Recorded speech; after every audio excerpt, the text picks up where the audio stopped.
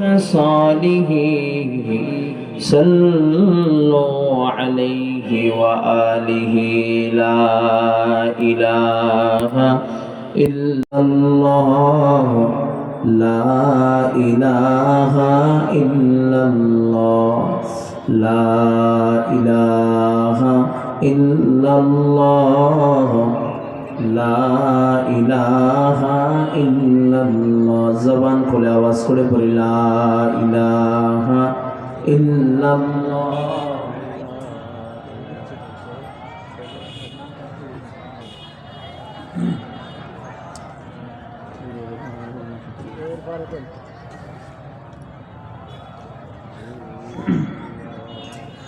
লা ইলাহা ইল্লাল্লাহ লা ইলাহা ইল্লাল্লাহ লা ইলাহা ইল্লাল্লাহ লা ইলাহা ইল্লাল্লাহ লা ইলাহা ইল্লাল্লাহ লা ইলাহা ইল্লাল্লাহ লা ইলাহা ইল্লাল্লাহ লা ইলাহা ইল্লাল্লাহ লা ইলাহা ইল্লাল্লাহ লা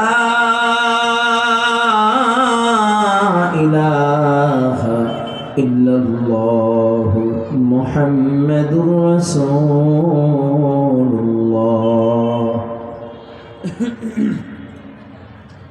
সাল্লাল্লাহু আলাইহি ওয়াসাল্লাম সাল্লাল্লাহু আলাইহি ওয়াসাল্লাম সাল্লাল্লাহু আলাইহি ওয়াসাল্লাম। সুবহানাকা লা ইলমা লানা ইল্লা মা 'আল্লামতানা ইন্নাকা আনতাল আলিমুল হাকীম। قال رب اشرح لي صدري ويسر لي أمري واحلل عقدة من لساني يفقه قولي. الحمد لله.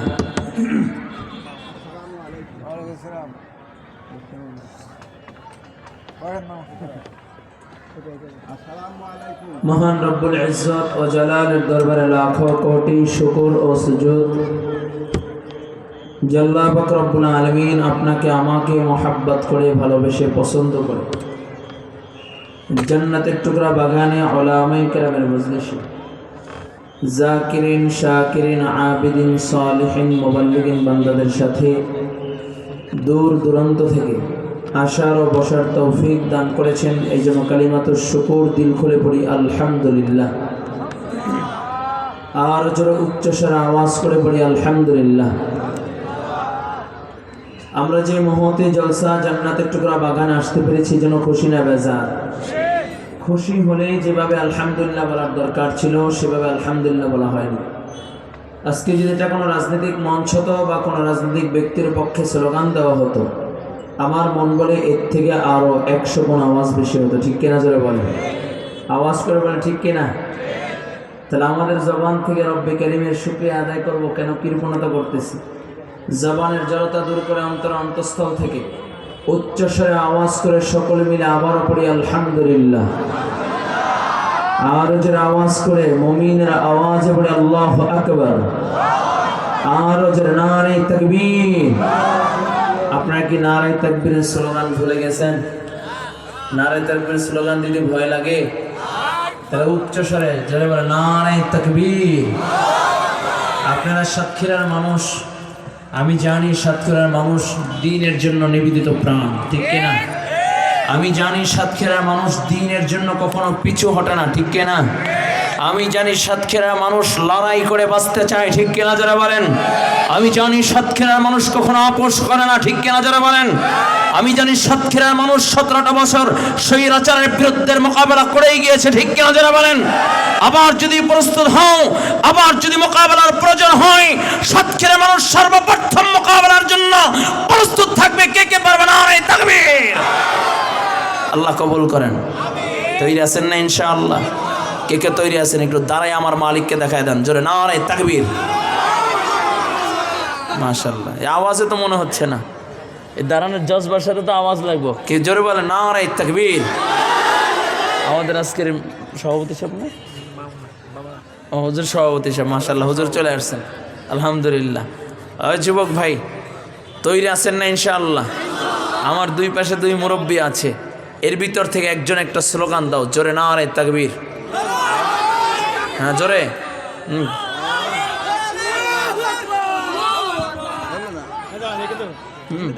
নারায়ে তাকবীর, নারায়ে তাকবীর, নারায়ে তাকবীর। আল কোরআনের আলো, আল হাদিসের আলো, নারায়ে তাকবীর। তবে জোশ আছে আলহামদুলিল্লাহ, বাকি জজবা কম। বসতে বলি নেই তো, হ্যাঁ ওই অনেকে এখনো বইসা রয়েছে, আমরা লড়াই করতে চাই না। আজ করে যার টুকরা যুবক প্রস্তুত আছো তো ইনশাআল্লাহ? কাপড়ের কাপড় ভাঁজ করে রাখো। এক সাগর রক্তের বিনিময়ে স্বৈরাচার মুক্ত হয়েছি, আবারও হাজার সাগর রক্তের যদি প্রয়োজন হয়, আর কোন স্বৈরাচার আর দখলদার আর চাঁদাবাজকে ৯২ ভাগ মুসলমানের দেশে জায়গা দেওয়া হবে না, হবে না, ঠিক কিনা? তৈরি আছেন ইনশাআল্লাহ? আগামীর দিন হবে আল্লাহর কোরআন দিয়ে, ঠিক কিনা যারা বলেন? আগামীর সংসদের আইন পাশ হবে আল্লাহর কোরআন দিয়ে, আগামীর সংসদ পরিচালিত হবে আল্লাহর কোরআন দিয়ে, আগামীর রাষ্ট্র পরিচালিত হবে আল্লাহর কোরআন দিয়ে। কে কে তৈরি আছো? নারে তাকবীর, আল্লাহু আকবার। তৈরি আছেন ইনশাআল্লাহ? তাহলে যারা তৈরি আছি দেখি কে একটু সামনের দিকে চলে আসেন। হ্যাঁ বসবেন না, সামনের দিকে। আল্লাহ যে যে আগাচ্ছে তার সহজ জান্নাতের রাস্তা সহজ করে দাও।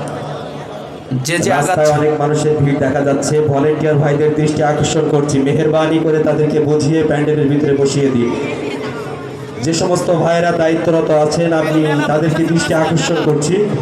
যে সমস্ত ভাইয়েরা বিভিন্ন পয়েন্টে দায়িত্বে আছেন আমি তাদেরকে বিশেষভাবে দৃষ্টি আকর্ষণ করছি, তাদেরকে বুঝিয়ে মেহেরবানি করে প্যান্ডেলের ভিতরে বসিয়ে দিন। অনেক জ্যাম দেখা যাচ্ছে রাস্তায়, মেহেরবানি করে তাদেরকে মাঠে বসার ব্যবস্থা করে দিন। যুবক ভাইরা আমার রাগ করলেন? চলবে? শুরুতে আয়াতে কারিমা তেলাওয়াত করেছি, এ প্রসঙ্গে কয়েকটি কথা বলবো।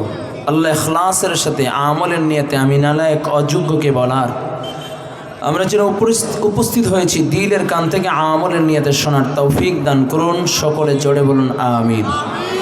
প্রিয় যুবক ভাইরা আমার, মুরব্বী বাবাজিরা আমার, যে আয়াতে কারিমা আমি আপনাদের মাঝে তেলাওয়াত করেছি খুবই গুরুত্বপূর্ণ একটি আয়াত, যে আয়াত সম্পর্কে আল্লামা ইবনে কাসির রহমতুল্লাহি আলাইহি তাফসীর ইবনে কাসিরের ভিতরে বলেন, আল্লাহ পাক রব্বুল আলামিন ৬৬৬৫টা আয়াত যদি আল্লাহ নাজিল না করতেন, শুধু এই একটি আয়াত যদি আল্লাহ নাজিল করতেন, তাহলেই মুহাম্মাদি মিশন বাস্তবায়ন করার জন্য যথেষ্ট হতো। চিল্লায় কন্না আল্লাহু আকবার।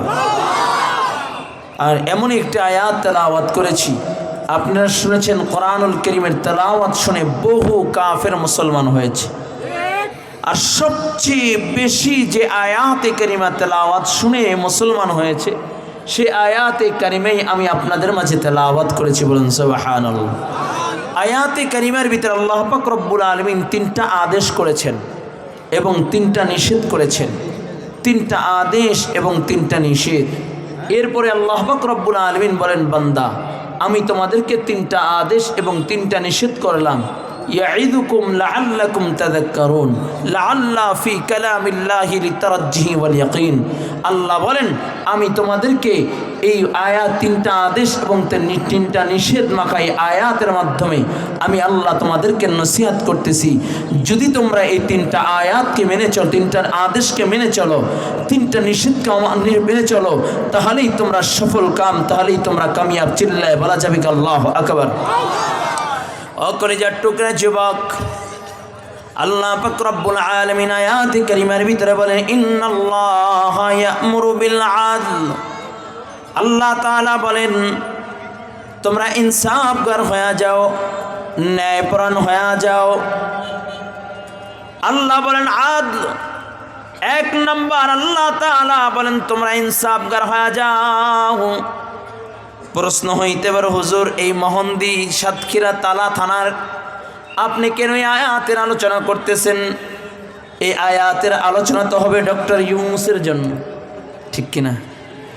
আপনি কেন এখানে আয়াতের আলোচনা করতেছেন? যুবক ভাইরা আমার ভালো করে বুঝো, আল্লাহ পাক রব্বুল আলামিন আহকামুল হাকিমিন, আল্লাহ আদেশ করেন, এটা আল্লাহ তাআলার আদেশ, তোমরা ইনসাফগার হয়ে যাও, ন্যায়পরায়ণ হয়ে যাও।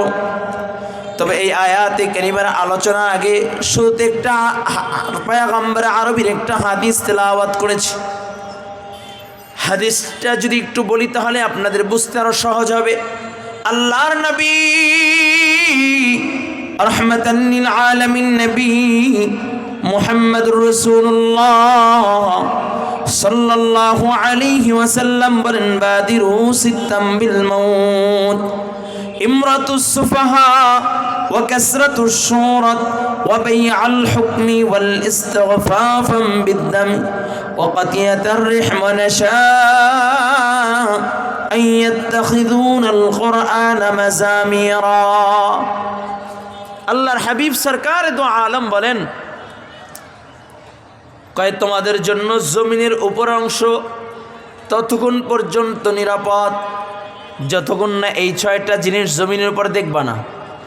যখনই এই 6টা জিনিস জমিনের উপরে দেখবা তখন এই জমিনের উপরের অংশের চেয়ে জমিনের নিচের অংশ তোমাদের জন্য নিরাপদই। তার মানে জমিনটা তোমাদের জন্য নিরাপদ থাকবে না। তাহলে হুজুর আমরা কি সবাই গলায় দড়ি দিয়ে মারা যাব? এই মারা যাব না, এই জন্যই মূলত আজকের আলোচনা। তাহলে আমাদের কি করণীয়? এইটাই আমাদের আলোচনা। 6টা জিনিস কি নবী আমার বলেন? ইমরাতুস সুফাহা, যখন জমিনের ভিতরে দেখবা অযোগ্য লোক, যারা সমাজের ভিতরে যাদের কোনো যোগ্যতা নাই, রাষ্ট্রের ভিতরে কোনো যোগ্যতা নাই, যারা সমাজের ভিতরে ত্রাস সৃষ্টি করে, এমন অযোগ্য লোক নেতৃত্ব স্থানে বসবে, নেতা হবে। যখন তাকায় দেখবা সমাজের দুষ্কৃতীরা নেতা হবে, তখন মনে করবা এই জমিনে আর তোমার জন্য জমিনটা কোনো নিরাপদ না, ঠিক কিনা যারা বলেন? যখনই দেখবা সমাজের ভিতরে লুচ্চা, বদমাশ, চিটার, সন্ত্রাস, চাঁদাবাজ, তারা যখন দেখবা ক্ষমতায় বসবে, তারা যখন রাষ্ট্র পরিচালনা করবে, তখন মনে করবা এ সমাজের সুশীল শিক্ষিত মানুষের আর কোনো দাম থাকবে না, ঠিক কিনা যারা বলে? আমরা তাকে দেখলাম যেই পার্লামেন্টে মুফতি আমিনী রহমাতুল্লাহি আলাইহির মতো লোক বক্তব্য দিয়েছেন, যেই পার্লামেন্টে আল্লামা দেলওয়ার হোসেন সৈয়দি রহমাতুল্লাহি আলাইহির মতো লোক যেই পার্লামেন্টে বক্তব্য দিয়েছেন, ওই পার্লামেন্টে আমরা তাকায় দেখলাম গত 17 বছর পার্লামেন্টটাকে একটা সার্কাসের জায়গা বানিয়েছে। শুধু তাই না, পার্লামেন্টে একটা নর্তকীর জায়গা, নাট্যমঞ্চ বানাইছে, ঠিক কিনা যারা বলেন? শুধু তাই না, আমরা তাকিয়ে দেখলাম যেই পার্লামেন্টে মুফতি আমিনী, যেই পার্লামেন্টে আল্লামা দেলওয়ার হোসেন সৈয়দির মতো লোক যেই পার্লামেন্টে বক্তব্য দিয়েছেন, সেই পার্লামেন্টে 2 টাকার একটা নর্তকী মমতাজের মতো লোক গান গাইছে, ঠিক কিনা যারা বলেন? এটা হলো এই জাতির জন্য কলঙ্কের বিষয়, এটা হলো এই জাতির জন্য লজ্জার বিষয়, ঠিক কিনা যারা বলেন? আর যখনই দেখলাম শিক্ষিত, ভদ্র, আদর্শওয়ালা মানুষগুলো পার্লামেন্ট থেকে তাদেরকে সরিয়ে দিয়ে যখনই দেখলাম লুচ্চা, বদমার, চিটার যখন পার্লামেন্টে বসেছে, তখনই আমরা একের পর এক দেখতে পাইলাম আয়নাগর দেখতে পেলাম, তখনই দেখলাম খুনের সাম্রাজ্য চলতেছে, তখনই দেখলাম চিন্তার রাহাজানির সাম্রাজ্য চলতেছে, তখনই দেখলাম অন্যের মাল, অন্যের সম্পদকে হটিয়ে নেওয়ার, অন্যের সম্পদের উপর জুলুম অত্যাচার শুরু করে দিয়েছে, ঠিক কিনা যারা বলেন? আর নবী সেই কথাই 1400 বছর আগে বলে গেছেন, যখন দেখবা সমাজের ভিতরে অসৎ যারা, তারা যখন নেতা হবে, তখন সৎ মানুষের কোনো দাম থাকবে না। ও কলেজার টুকরা যুবক, নবী আমার বলেন ইমরাতুস সুফাহা, অযোগ্য লোক নেতা হবে। নবী আমার বলেন ওয়া কাসরাতুশ শুরাত, প্রশাসন বেশি হবে। যাদেরকে জনগণের জানমাল নিরাপত্তার জন্য বানানো হবে তাদের ছত্রছায়ায় অপরাধ আরও বেশি হবে। ঠিক কিনা? দেখছেন না হাও মিয়া? দেখছেন না? কথা বলে না, দেখছেন কিনা? ওয়াবাইআল হুকম, বিচার বেচা কেনার আমল চলে আসবে। বিচার টাকায় বিক্রি হবে। আমরা তাকিয়ে দেখলাম নিরপরাধ উলামায়ে কেরামদেরকে জেলখানায় বন্দি করে রেখেছে। আবার 7 খুনের আসামি কয়ে 7টা মার্ডার কইরাও এরপরে উন্মুক্তভাবে দেশের ভিতরে ঘোরাফেরা করছে। ঠিক কিনা? নবী বলেন বিচার বেচা কেনার আমল চলে আসবে। টাকার বিনিময়ে একজন কোরআনের পাখিকে 13টা বছর নিরপরাধ ব্যক্তিকেও অপরাধী সাজাইয়া জেলখানায় বন্দি করে রেখেছে। ঠিক কিনা? যারা বলেন আওয়াজ করে বলেন ঠিক কিনা?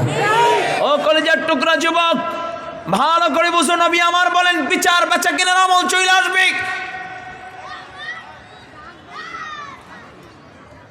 ওয়াল ইস্তিগফাফাম বিদ্দাম, মানুষের রক্তের কোনো দাম থাকবে না। আমরা তাকিয়ে দেখেছি মানুষের কোনো রক্তের দাম নাই। ফিলিস্তিনের জমিনে তাকায় দেখেন, মানুষের রক্তের দাম নাই।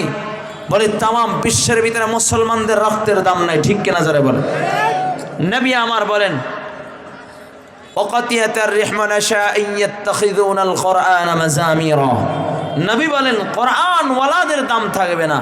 ঠিক আমরা এখনো দেখছি 5ই আগস্ট স্বৈরাচার মুক্ত হয়েছে।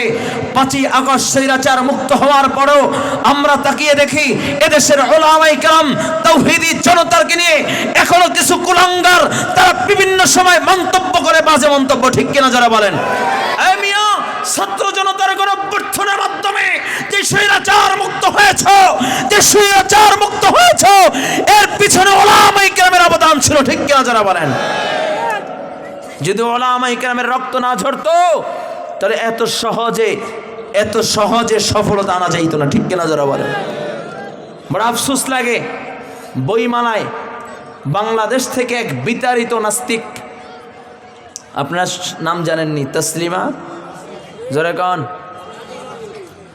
যে বোরখার বিরুদ্ধে কথা বলেছিল, আল্লাহ আল্লাহর রসুলকে নিয়ে কটূক্তি করে, বাংলার মানুষ তাকে বাংলার জমিনে থাকতে দেয় না, সেই বোরখা পড়েই পালাইতে বাধ্য হয়েছে। আবার ওপারে বৈশা ইসলাম বিদ্বেষী বক্তব্য আর ইসলামের বিরুদ্ধে বারবার সে তো কলম ধরতেছে। আমরা বড় আশ্চর্য হই, এই স্বাধীন ভূখণ্ডে, স্বৈরাচার মুক্ত ভূখণ্ডে এদেশের মানুষ লড়াই করে যে স্বাধীনতা আবার এনেছে, 71-এর পরে আবার 5ই আগস্ট যে বিজয় এনেছে, এই বিজয় দেশে আবারও সেই কুলাঙ্গারের বই বাংলাদেশের যে বইমেলার ভিতরে পাওয়া যায়। তখন তাওহীদি যখন প্রতিবাদ করে, তখন বর্তমান উপদেষ্টা মণ্ডলীর ভিতরে একজন ওই নাস্তিকের দোসর মাহফুজ, সে বলে এই মোল্লা মৌলবীরা বেশি বাড়াবাড়ি করবা না, তোমাদের কাজ হলো নামাজ পড়বা, মাদ্রাসায় পড়াবা, জিকির আজগার করবা, এটাই হলো তোমাদের কাজ। স্পষ্ট ভাষায় বলতে চাই, উলামায়ে কেরাম কখনো আল্লাহ আল্লাহর রাসূলের দুশমনদেরকে কখনো ছাড় দেয় নাই, কিয়ামত পর্যন্ত ছাড় দিবে না। স্পষ্ট ভাষায় বলা যায়, উলামায়ে কেরাম বেশি আসে নাই। ঠিক কিনা? যারা বলেন তোমরা এই উলামায়ে কেরামের রক্তের উপরে ভর করে তোমরা আজকে ক্ষমতা পেয়েছো, ভুলে গেলে চলবে না।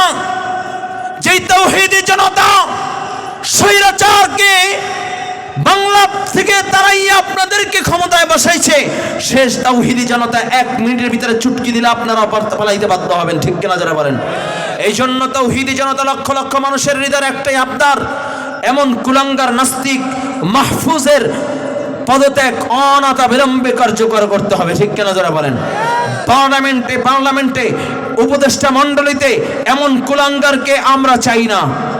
আওয়াজ করে বলতে হবে। ঠিক কিনা?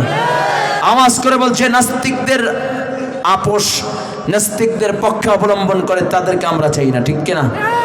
আনালে আরেকটি গণবিপ্লব হবে, আবার একটি গণবিপ্লব হবে, যে বিপ্লবকে সামাল দেওয়ার শক্তি বাংলাদেশের কোন প্রশাসনের নেই। ঠিক কিনা? যারা বলেন কলেজের টুকরা যুবক, আবার যদি ডাক এসে যায়, আল্লাহ আল্লাহর রাসূলের বিরুদ্ধাচরণ যদি কেউ করে, আমার 1 ইঞ্চি, আমার এই দেশের 1 ইঞ্চি মাটি নিয়ে যদি কেউ ষড়যন্ত্র চক্রান্ত করে, আর যদি তোমাদের ওলামায়ে কিরাম ডাক দেয়, নাস্তিকদের বিরুদ্ধে যদি ডাক এসে যায়, বুকের তাজা রক্ত দেওয়ার জন্য কে কে তৈরি আছি? নারায়ে তাকবীর। তৈরি আছি তো ইনশাআল্লাহ? কে কে তারা তৈরি আছি? নারায়ে তাকবীর। লড়াইয়ের ওই ময়দানেতে যেতে তোমাকেই হবে, প্রয়োজনে সব রক্তটুকু জমিনে ঢেলে দিবে, ঠিক কিনা?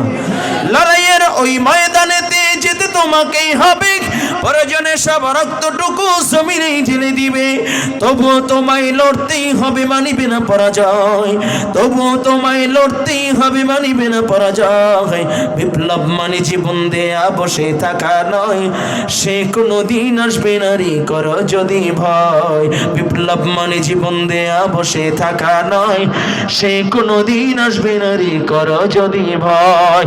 আসবে বিজয় রক্ত আর জীবনের বিনিময়, আসবে বিজয় রক্ত আর জীবনের বিনিময়। বিপ্লব মানে জীবন দেয়া বসে থাকা নয়, সে কোনো দিন আসবে না রে, করো যদি ভয়। কোথা থেকে কোন বিন্দেশে শকুন আমার দেশে এসে, সেবার নামে বসলো জোরে মীর জাফরের বেশে। কোথা থেকে কোন বিন্দেশে শকুন আমার দেশে এসে, সেবার নামে বসলো জোরে আওয়ামী লীগের বেশে। ওদের করতে নাস্তানাবুদ হতে হবে নির্ভয়, ওদের করতে নাস্তানাবুদ হতে হবে নির্ভয়।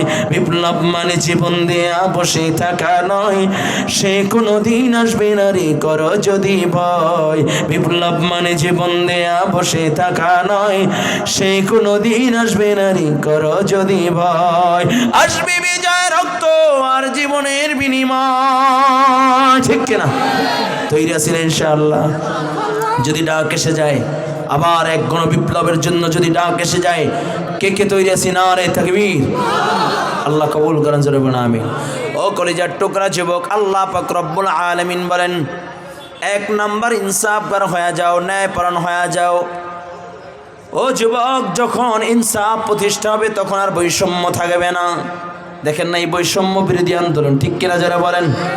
আর যত দুর্নীতি আর চাঁদাবাজি, যতই অপরাধ হয়, ম্যাক্সিমাম বৈষম্যর কারণেই বেশি হয়, ঠিক কিনা যারা বলেন? যখন এই আল্লাহ পাক রব্বুল আলামিন বলেন 1 নাম্বার ইনসাফগার হয়ে যাও, ন্যায়পরায়ণ হয়ে যাও। যখন এই ন্যায়পরায়ণ হয়ে যাবা, ইনসাফগার হয়ে যাবা, ইনসাফ যখন প্রতিষ্ঠা করতে পারবা, তখন সমাজের ভিতরে কোনো বৈষম্য থাকবে না, সমাজের ভিতরে চাঁদাবাজি থাকবে না, সমাজের ভিতরে ধান্দাবাজি থাকবে না। ও কলিজার টুকরা যুবক, ইনসাফ কেমনে প্রতিষ্ঠা করবা? রাহমাতাল লিল আলামিন নবী মুহাম্মদুর রাসূলুল্লাহ সাল্লাল্লাহু আলাইহি ওয়াসাল্লামের কাছ থেকে সবক নাও। আমার নবী রাহমাতাল লিল আলামিন নবী মুহাম্মদুর রাসূলুল্লাহ সাল্লাল্লাহু আলাইহি ওয়াসাল্লাম মসজিদে নববীর ভিতরে বসা, এমন সময় রাহমাতাল লিল আলামিনের কাছে একটা বিচার আসলো। ইয়া রাসূলুল্লাহ, ইয়া হাবিবাল্লাহ, ও নবীজি, মহিলা, মদিনার এক মহিলা চুরি করেছে, আপনি তার বিচার করে দেন। যেই মাত্র আল্লাহর নবী সরকারে দো আলম নবী রাহমাতাল লিল আলামিন নবী মুহাম্মদুর রাসূলুল্লাহ, ইন্না লিল্লাহি ওয়া ইন্না ইলাইহি রাজিউন। ও ভাই, দুরূদ শরীফ পড়লে গুনাহ হবে নাকি? টেন্ডার আমার দিয়েছেন, আপনি যা কর সব একলা করবেন। যেটা জোরে কন্যা সাল্লাল্লাহু, আরো জোরে, আরো জোরে, জরিপানা দেন, হাত জাগান, হাত এইভাবে কর গুণা 10 বার কইবেন সাল্লাল্লাহু আলাইহি ওয়াসাল্লাম। করেন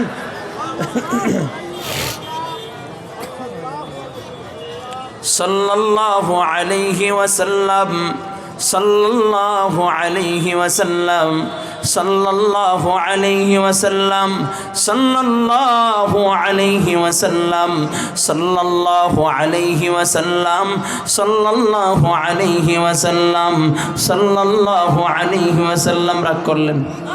রাগ করলেন? পড়বেন তো? এই যে 10 বার পড়ছেন, প্রত্যেকবার পড়ার কারণে আল্লাহ তাআলা 10টা নেকি দান করেছেন, 10টা মর্তবা দান করেছেন। 10টা মাকাম আল্লাহ তাআলা বৃদ্ধি করে দিয়েছেন, 10টা রহমত আল্লাহ তাআলা বর্ষণ করেছেন। চিল্লায় বলা যাবে কি আল্লাহু আকবার? তাহলে দরুদ পড়বেন তো ইনশাআল্লাহ। ও কলিজার টুকরা যুবক, ভালো করে বুঝো, আল্লাহ পাক রব্বুল আলামিন নামাজ পড়েন না, আল্লাহ তাআলা যাকাত দেন না, আল্লাহ তাআলা হজ করেন না, আল্লাহ তাআলা রোজা রাখেন না, কিন্তু একটা আমল আছে যে আমলটা আল্লাহ তাআলার সাথে বান্দার সাথে বড় মিল। কয় আমল কি? কয় যে আমলটা আল্লাহ করে, বান্দাও করে, বান্দাও করে, আল্লাহ করে। জোরে কন্না সুবহানাল্লাহ, আর জোরে বল আল্লাহু আকবার। কয় আল্লাহ পাক রব্বুল আলামিনের সাথে বড় মিল। কয় কি এমন আমল? কয় আল্লাহ পাক রব্বুল আলামিন বলেন, ইন্নাল্লাহা ওয়া মালাইকাতাহু ইউসাল্লুনা আলান নবী ইয়া আইয়ুহাল্লাযীনা আমানু সাল্লু আলাইহি ওয়া সাল্লিমু তাসলিমা। এই আয়াত পড়লে আমাদের দেশে আমরা মনে করি জিলাপি খাওয়ার আয়াত। হুজুর, এই আয়াত পড়লে মনে হয় যে এখন মিলাদ হবে, একটু পরে জিলাপি আছে, এটা আমরা জিলাপি খাওয়ার আয়াত বানাই নিয়েছি। কি বলেন, ঠিক কিনা? আরে না, এই আয়াতের হাকিকত যদি জানতো তাহলে দিন রাত 24টা ঘন্টা বান্দা আমার নবীর দুরুদে লিপ্ত থাকতো। সুবহানাল্লাহ। আল্লাহ পাক রব্বুল আলামিন বলেন, ইন্নাল্লাহা ওয়া মালাইকাতাহু ইউসাল্লুনা আলান নবী ইয়া আইয়ুহাল্লাযীনা আমানু সাল্লু আলাইহি ওয়া সাল্লিমু তাসলিমা। সাল্লাল্লাহু, দেখেন টান শুরু হয়ে গেছে। আরে মানে সাল্লাল্লাহ বোঝানোর জন্য বলছি, আসলে তো সাল্লাল্লাহ পড়ার জন্য আল্লাহ তাআলা আয়াত নাজিল করেন নাই। সাল্লাল্লাহ আমরা মনে করছি দুরুদ খাও, দুরুদ পড়ি, এটা না না, এইভাবে না। আমার আল্লাহ কয়, এই আয়াতের মর্ম হলো আল্লাহ তাআলা বলেন, ও ফেরেশতারা, আমি আমার বন্ধুর উপরে দুরুদ পড়ি, তোমরাও আমার বন্ধুর উপরে দুরুদ পড়ো। আল্লাহ তাআলা বলেন, হে ইমানদারগণ, তোমরাও আমার বন্ধুর উপরে দুরুদ পড়ো। তার মানে এই দুরুদ এমন একটা আমল যে আমলটা আল্লাহও করে, ফেরেশতাও করে, বান্দাও করে। আর বান্দার, ফেরেশতা এবং আল্লাহ, এই আমলটা এমন একটা আমল যেটা বড় মিল, আল্লাহ তাআলার সাথে বড় মিল। এই জন্যই তো বান্দা যখন দুরুদ পড়ে আল্লাহ তাআলা খুশি হইয়া যায়, আল্লাহ তাআলার সাথে বান্দার আমল মিলা যায়। সুবহানাল্লাহ। এজন্য পড়বেন তো ইনশাআল্লাহ, আরো জোরে কোন ইনশাআল্লাহ। কি মাঝে মাঝে মাহফিলে আসলে আমার মতো ঠেড়া মার্কা দুই একজন বক্তার সামনে পড়লে 10 বার জোর করে পড়াইবে এমন নাকি? নাকি সব সময় পড়বেন? সব সময় পড়লে লাভ কি? দুরুদ শরীফের একটা আমল আছে, যে আমলটা যদি কেউ করে, অভাব থাকলে অভাব দূর হয়ে যাবে, ঋণগ্রস্ত থাকলে ঋণ মুক্ত হয়ে যাবে, পেরেশানি থাকলে পেরেশানি দূর হয়ে যাবে। জোরে বলুন না সুবহানাল্লাহ। আচ্ছা, এই মজমে এমন কেউ আছেন যে হুজুর আমি বড় অভাবে আছি, পেরেশানি আছি, ঋণগ্রস্ত আছি? কেউ আসেননি? কে আছেন দেখি তো, হাত জাগান তো। না, মাশাআল্লাহ, কেউ অভাবে নেই, এই 2-1 জন, সবাই তো ধনী আলহামদুলিল্লাহ। তাদের এই আমল দরকার নেই। লজ্জা, এসে লজ্জা কিসের? আমিও তো ঋণ আছি। আচ্ছা, এই আমলটা নিতে চান কে কে দেখি তো? ও, সবাই নিতেছে, দেখছেন? আল্লাহ কবুল করেন, জোরে বলেন আমিন। বলবো ইনশাআল্লাহ, আলোচনার শেষে ইনশাআল্লাহ, আল্লাহ চাহে বলবো। তাহলে একটু দিক তাকান ভালো করে। এখন থেকে আমার নবীর নাম শুনলে কি পড়বেন? জোরে কন, আরো জোরে, আরো জোরে। আমার নবী রাহমাতাল লিল আলামিন নবী, দো জাহানের বাদশা নবী মুহাম্মদুর রাসূলুল্লাহ সাল্লাল্লাহু আলাইহি ওয়াসাল্লাম। শেষ, ভুলে গেছেন না? হ্যাঁ, আবার কোন সাল্লাল্লাহু। মসজিদে নববীর ভিতরে বসা, এমন সময় এক মহিলা চুরি করেছে, বিচার আমার নবীর কাছে আসলো। ও আল্লাহর নবী, এক মহিলা চুরি করেছে, আপনি তার বিচার রায় ঘোষণা করে দেন। নবী আমার কোরআনুল কারীমের আয়াত শোনায়া দিলেন, আস-সারিকু ওয়াস-সারিকাতু ফাকতাউ আইদিয়াহুমা, চোর নারী হোক আর পুরুষ হোক তার হাত কেটে দাও। আল্লাহর নবী সরকারে দো আলম নবী যখন ফয়সালা শোনাইয়া দিলেন, সাহাবায়ে কেরাম মশওয়ারায় বসে গেলেন। আল্লাহর নবী রাহমাতাল লিল আলামিন নবী মুহাম্মদুর রাসূলুল্লাহ ফয়সালা শোনায়া দেয়। সাহাবায়ে কেরাম মশওয়ারায় বসলেন। যেই মহিলা চুরি করেছে সে সাধারণ কোনো মহিলা নয়, সে হলো কুরাইশ বংশের মহিলা, আমার নবীর বংশের মহিলা। যদি তার হাত কাটা হয় তাহলে আমার নবীর বংশকে বেইজ্জতি করা হবে। এই জন্য সাহাবায়ে কেরাম পরামর্শ করলেন, নবীর সাহাবীরা পরামর্শ করে বলে, মহিলার হাত না কাইটা যেন একটু আঙ্গুল কাইটা বিচারটাকে শিথিল করা হয়। যাও যাও এই প্রস্তাবটা আল্লাহর নবীর কাছে নিয়ে যাও, নবী যেন বিচারটাকে একটু শিথিল করে দেয়। কে এই প্রস্তাবটা নিয়ে আল্লাহর নবীর সামনে যাবে? সবাই বলে, আবু বকর, তোমার সাথে আল্লাহর নবীর সাথে বড় সম্পর্ক, যাও যাও এই প্রস্তাবটা নিয়ে আল্লাহর নবীর সামনে চলে যাও। আবু বকর সিদ্দিক রাদিয়াল্লাহু তাআলা আনহু ডাক দিয়া বলেন, আমার পক্ষে সম্ভব না, আমি এই প্রস্তাব নিয়ে আল্লাহর নবীর কাছে যাইতে পারবো না। ওমরকে ডাক দিয়া বলে, আমার যাও যাও তুমি এই প্রস্তাবটা নিয়ে আল্লাহর নবীর কাছে চলিয়া যাও। ওমর বলে, আমার পক্ষেও সম্ভব না। ওসমান, আলী সকলেই অস্বীকার করে, না না এই প্রস্তাব নিয়ে আমি আল্লাহর নবীর কাছে যাইতে পারবো না। কারণ আল্লাহর নবী যদি এই প্রস্তাব গ্রহণ না করেন, নবী যদি রাগ হন, তাহলে নবী রাগ হইলে আমরা কেমনে নবীর সামনে মুখ দেখাইব? তাহলে একটা কি কাজ করা যায়, এই প্রস্তাবটা ছোট একটা নাবালক সন্তান, নাবালক বাচ্চার মাধ্যমে আল্লাহর নবীর কাছে এই প্রস্তাবটা দেওয়া হোক। যদি নবী গ্রহণ করে তো আলহামদুলিল্লাহ, আর যদি গ্রহণ না করে ছোট বাচ্চার উপরে আল্লাহর নবী রাগ হবেন না। কাকে দিয়ে এই প্রস্তাবটা পাঠানো হবে? কয় নবী ওসামাকে বড় ভালোবাসেন। জায়েদের কোলজুরে আল্লাহ তাআলা একটা সন্তান দিয়েছেন, নাম হইল ওসামা।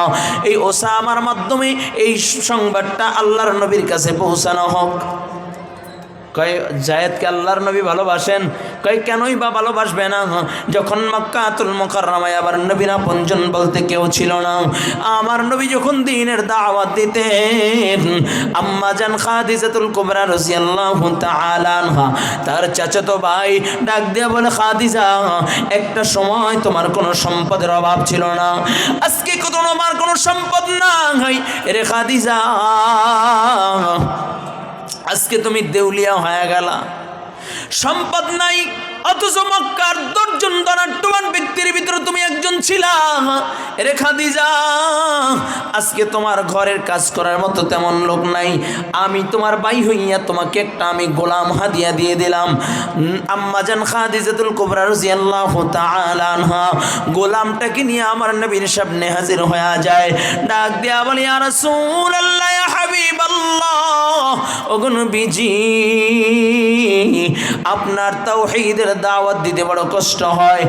একা একা মানুষের সামনে যায় যার বারবার যে তাওহীদের দাওয়াত দেন, দ্বীনের দাওয়াত দেন, আপনার সফর সঙ্গী হিসাবে আমি খাদিজা এই গোলামটাকে আপনাকে হাদিয়া দিয়ে দিলাম। নবী আমার গোলামের দিকে তাকাইয়া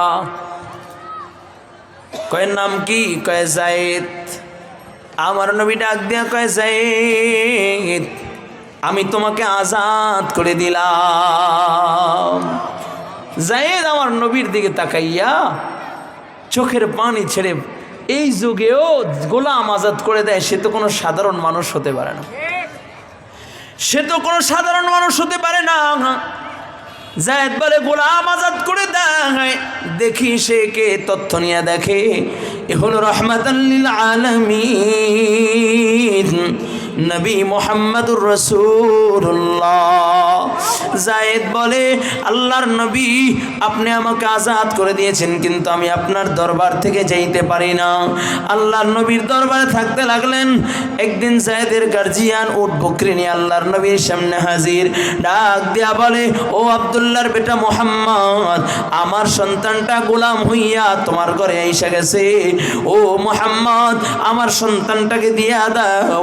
ও উট বকরি যা কিছু দরকার নিয়ে যাও, কোনো বাধা নাই। আল্লাহর নবী সরকারে দো আলম নবী ডাক দেয়া বলে, আমি তো বহু আগে আজাদ করে দিয়েছি, নিয়ে যান, কোনো বাধা নাই। জায়েদের বাবা জায়েদের হাতটা ধইরা টানে আর কয়, বাবা চল, তোর মা তোর জন্য অপেক্ষা করতেছে। জায়েদ মাথাটা নিচের দিকে দিয়া বলে, বাবা জন্ম দিতে পারো, আমি তোমার সাথে যাইতে পারি না। কারণ হইল, এ বাবা তুমি আমার বাবা হতে পারো, কিন্তু আমি তোমার সাথে থাকতে পারি না। কারণ আমি যেই ঘরটায় আছি এটা হলো মুহাম্মদুর রাসূলুল্লাহর ঘর। এই ঘরে কোরআন নাজিল হয়, এই ঘরে জিবরাইল আলাইহিস সালাতু ওয়াস সালাম আল্লাহর কোরআন নিয়ে এসে যায়। সুবহানাল্লাহ। কয়, বাবা তুমি আমাকে জন্ম দিতে পারো, কিন্তু আমি তোমার সাথে যাইতে পারি না। রে বাবা না না, আমি তোমার সাথে যাইতে পারবো না। নিরুপায় হইয়া জায়েদের বাবা চইলা যায়। আল্লাহর নবী কয়, জায়েদ কেন গেলা না? কয়, ইয়া রাসূলুল্লাহ, ইয়া হাবিবাল্লাহ, আপনার দরবার ছাইরা আমি যাইতে পারি না। নবী আমার জায়েদের হাতটা ধইরা বাইতুল্লাহর সামনে যায় ডাক দিয়া কয়, ও মক্কাবাসী, আমার জায়েদকে আর গোলাম বইলা গালি দিবা না। আমার জায়েদ, আমি মুহাম্মদুর রাসূলুল্লাহ ঘোষণা করে দিলাম, আমি হইলাম জায়েদের পিতা, জায়েদ আমার সন্তান। জায়েদকে আল্লাহর নবী বড় মহব্বত করেন। আল্লাহর নবী রাহমাতাল লিল আলামিন নবী, দো জাহানের বাদশা নবী। নবীর যে কষ্টের কয়েকটা সফর, তার ভিতরে একটা সফর হইল তায়েফের ময়দানে। এই তায়েফের ময়দানে নবীর সফর সঙ্গী ছিলেন হযরতে জায়েদ। কয়, আল্লাহর নবী জায়েদকে বড় ভালোবাসেন, জায়েদও আল্লাহর নবীকে বড় ভালোবাসেন। ওই জায়েদের কোলজুইর আল্লাহ তাআলা একটা সন্তান দিয়েছেন, নাম হইল ওসামা। সকল সাহাবীরা ডাক দেয়া কয়, সকল সাহাবীরা ওসামাকে ডাক দেয়া কয়, ওসামা যাও যাও, এই সংবাদটা আল্লাহর নবী রাহমাতাল লিল আলামিনের কাছে পৌঁছায়া দাও। ওসামা আল্লাহর নবীর সামনে হাজির। নবী আমার মসজিদ নববীর ভিতরে বসা। এমন সময় ওসামা চতুর্দিক দিয়া ঘুরে আর বলে, হুব্বুকা ইয়া রাসূলুল্লাহ, ও আল্লাহর নবী আমি আপনাকে বড় মহব্বত করি। ও হুব্বুকা ইয়া রাসূলুল্লাহ, ও গো আল্লাহর রাসূল আমি আপনাকে বড় ভালোবাসি। নবীর চতুর্দিকে ঘুরে নবীর হস্তে মোবারকে চুমু দেয় আর বলে, হুব্বুকা ইয়া রাসূলুল্লাহ। নবীর সর মোবারকে চুমু দেয় আর বলে, হুব্বুকা ইয়া রাসূলুল্লাহ। নবীজির কোলে বৈশা বলে, দাদা আমি আপনাকে বড় ভালোবাসি। নবী বলে, কি বলতে চাও? কয়, সাহাবায়ে কেরাম প্রস্তাব নিয়ে পাঠাইছে। সাহাবায়ে কেরাম বলেছে, ওই যে মহিলার হাত কাটা হয়েছে, মহিলাটা কুরাইশ বংশের মহিলা। ওগো দাদা, ওই মহিলার হাত না কাইটা একটু বিচারটাকে শিথিল করার জন্য বলা হয়েছে। তার হাত না কাইটা একটা আঙ্গুল কাইটা বিচার করার জন্য বলা হয়েছে।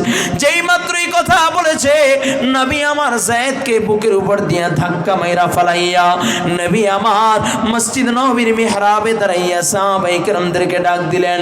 আর ডাক দেয়া বলো, আমার সাহাবায়ে কেরাম, তোমরা কি আমাকে জালেম মনে করেছো? জালেম মনে করেছো? ও সাহাবায়ে কেরাম, আমি মুহাম্মদুর রাসূলুল্লাহ জালেম না, আমার আল্লাহ আমাকে ইনসাফ প্রতিষ্ঠা করার জন্য পাঠাইছে। সুবহানাল্লাহ।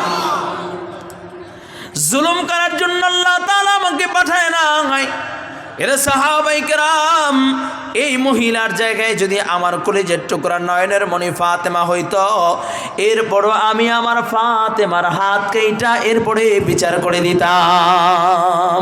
ও কলিজার টুকরা যুবক, আল্লাহ তাআলা সেই ইনসাফের কথাই বলেছেন। আল্লাহ তাআলা বলে, ইন্নাল্লাহা ইয়ামুরু বিল আদল। আল্লাহ তাআলা বলেন, তোমরা ইনসাফগার হয়ে যাও, ন্যায়পরায়ণ হয়ে যাও। পয়গম্বর আরবী সরকার দু আলম বলেন, কাল কিয়ামতের ময়দানে আল্লাহ পাক রব্বুল আলামিন 7 শ্রেণীর লোকদেরকে আরশে আজিমের নিচে ছায়া দান করবেন। তার ভিতরে 1 নাম্বার হলো আল ইমামুল আদিল। কয়, ন্যায়পরায়ণ বাদশা, ইনসাফগার বাদশাকে আল্লাহ তাআলা আরশে আজিমের নিচে ছায়া দান করবে। সুবহানাল্লাহ। এই জন্য যুবক ভাইরা, আবার ইনসাফ প্রতিষ্ঠা করা লাগবে কিনা? জোরে বলেন। এখন ইনসাফ প্রতিষ্ঠা করতে হইলে জনগণের সচেতন হওয়া লাগবে। রাতের বেলা যদি একটা লাল নোট খাইয়া বুইলা যাই আর লোচ্চা আর বাটপারদেরকে ভোট দেই, তাহলে এই দেশে কোশ্চিন কাল ইনসাফ হবে না। ঠিক কিনা ধরে বলেন? মিয়া, ইনসাফ যদি কায়েম করতে চাও তাহলে আল্লাহর কোরআনের আইন বাস্তবায়ন করা দরকার। ঠিক কিনা যারা বলেন? আল্লাহর কোরআনের আইন ছাড়া এদেশে কোশ্চিন কাল ইসলামী হুকুমত বাস্তবায়ন করা। যারা বলেন, আমরা স্বাধীনতা দেখেছি, স্বাধীনতার 53টা বছর পার করেছি। এই স্বাধীনতার 53টা বছর আমরা কারো বাবার আদর্শ, কারো বা স্বামীর আদর্শ দেখেছি। আল্লাহর কসম কোনোদিন এখনো পর্যন্ত শান্তি পাই নাই। ঠিক কিনা যারা বলেন? নাকি ভুল বললেন? আওয়াজ করে বলতে হবে ঠিক কিনা। আবার কেউর গায়ে লাগলে একটু চিন্তা করবেন যে কথাগুলো কি বলছে। ঠিক আছে ইনশাআল্লাহ। এই জন্য 53টা বছর পার হয়েছে, এখন পর্যন্ত স্বাধীনতার স্বাদ গ্রহণ করতে পারি নাই। আগামীতে ইনশাআল্লাহ আল্লাহর কোরআন দিয়ে রাষ্ট্র পরিচালনা হবে ইনশাআল্লাহ। আল্লাহর কোরআনকে বিজয় করে ইসলামী হুকুমতকে বাস্তবায়ন করার জন্য যদি ডাক এসে যায়, কে কে তৈরি আছে ইনশাআল্লাহ আল্লাহর জমিন আল্লাহর দ্বীনকে বিজয় করবে। আল্লাহ কবুল করেন বলে আমিন। আল্লাহ কবুল করেন বলে আমিন। আরো জোরে বলে আমিন।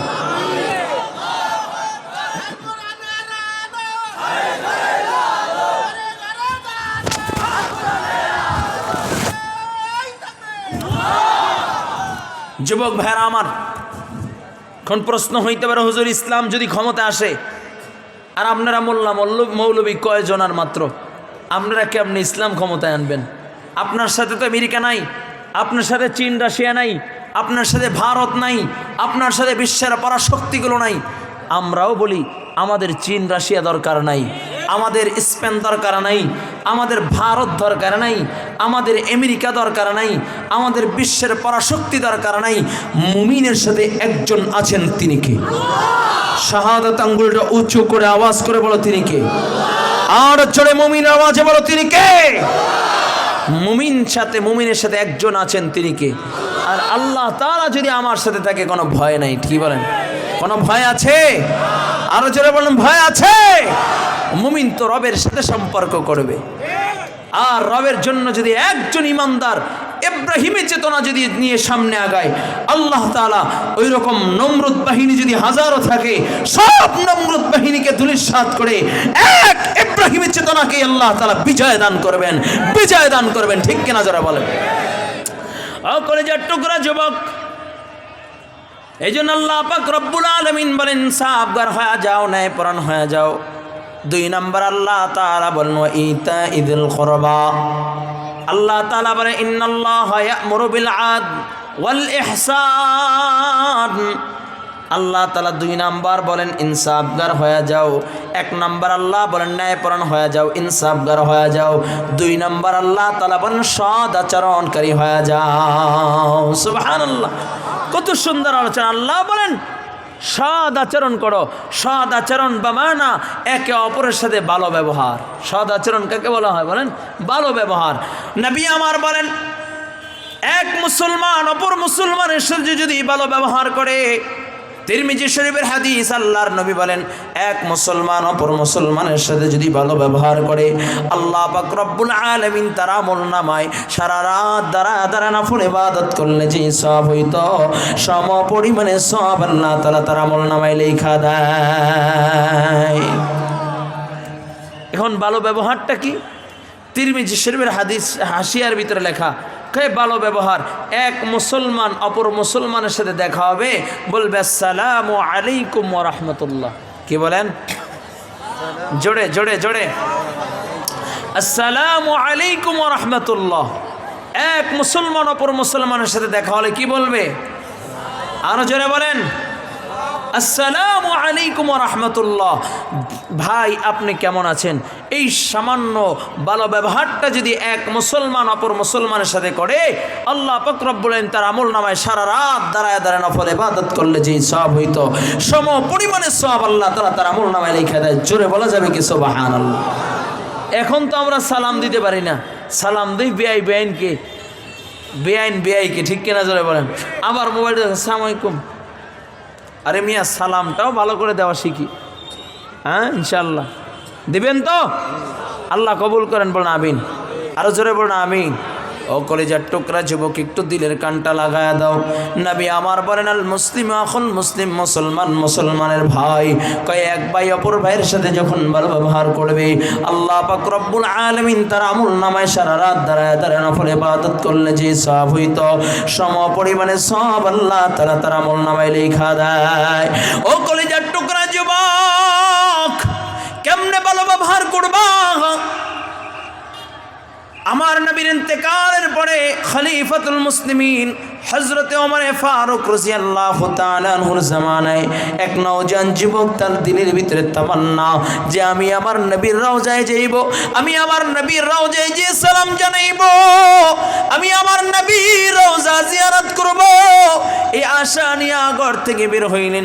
যুবকের বাড়ি থেকে মদিনা হলো 300-350 মিটার দূর, তার 300-350 মাইল দূর। যুবক বের হয়েছেন আল্লাহর নবীর রওজা জিয়ারত করবেন। উটের পিঠে সওয়ার হয়ে চলতেছি, মরুভূমির পথ চলতে চলতে চলতে চলতে আল্লাহর বান্দার ভিতরে ক্লান্তি ভাব চলে আসছে। আল্লাহর বান্দা খেজুর গাছের সাথে মাথা লাগাইয়া আল্লাহর বান্দা একটু আরাম করতেছি। পাশেই উটটা বেঁধে রেখেছি। হঠাৎ করে ঘুম ভেঙে গেলে দেখে উটটা আর খুঁজে পায় না। খুঁজতে খুঁজতে তাকাইয়া দেখে উটটা পাশে মারা পড়ে রয়েছে, রক্তক্ষরণ হইতেছে। পাশে এক মুরব্বি দাঁড়ানো, ডাক দেয়া বলে, চাচা আমার উটকে মেরেছে, আপনি কি দেখেছেন? মুরব্বি ডাক দেয়া বলে, বাবা আমি তোমার উট মেরেছি, আমার ফসল নষ্ট করতেছিল, এই জন্য আমি আঘাত করেছি। মুরব্বির এই কথা শোনা মাত্রই যুবক প্রচন্ড রাগান্বিত হয়ে গেলেন। রাগ হয়ে লাঠি দিয়ে একের পর এক আঘাত করতে লাগলেন, একের পর এক আঘাত করতে লাগলেন। যুবক আঘাত করতে করতে মুরব্বি জায়গায় মৃত্যুবরণ করে, আল্লাহর বান্দা দুনিয়ার থেকে বিদায় নেয়।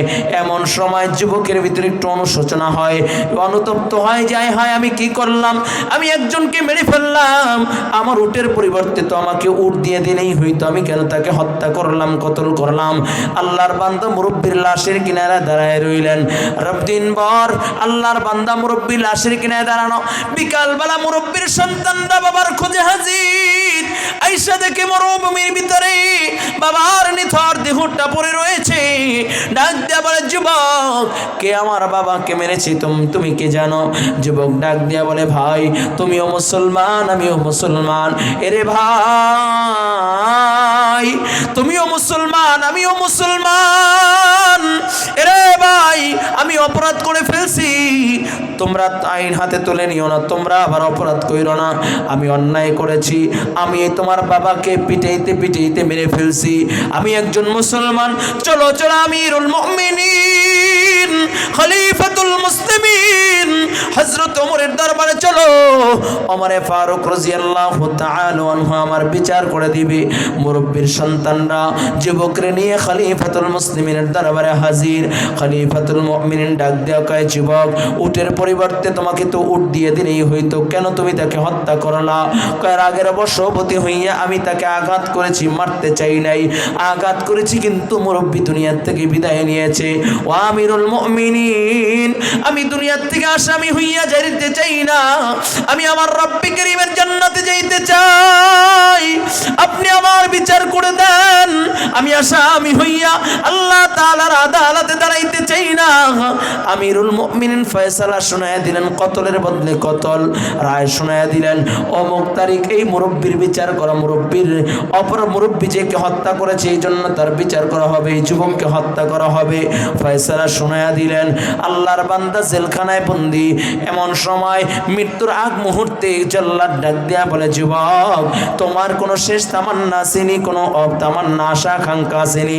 যুবক ডাক দেয়া বলে, জল্লাদ আমার দিলের একটা তামান্না আছে, একটা আশা আকাঙ্ক্ষা আছে। কয় কি তামান্না? কয় আমি তোমার কাছে বলতে পারবো না, আমিরুল মুমিনের কাছে বলতে চাই। আমিরুল মুমিনের সামনে হাজির। ডাক দেয়া বলে, আমিরুল মুমিনিন আমার শেষ একটা ইচ্ছা আছে, যদি ইচ্ছাটা পূরণ করেন তাহলে আমি বড় ধন্য হয়ে যাব। আমিরুল মুমিনিন ডাক দেয়া বলে, যুবক কি শেষ ইচ্ছা? যুবক ডাক দেয়া বলে, আমিরুল মুমিনিন আমি ব্যবসা করতাম, আমার বাড়ির থেকে বহু দূরে এক বাজারে আমি ব্যবসা করতাম।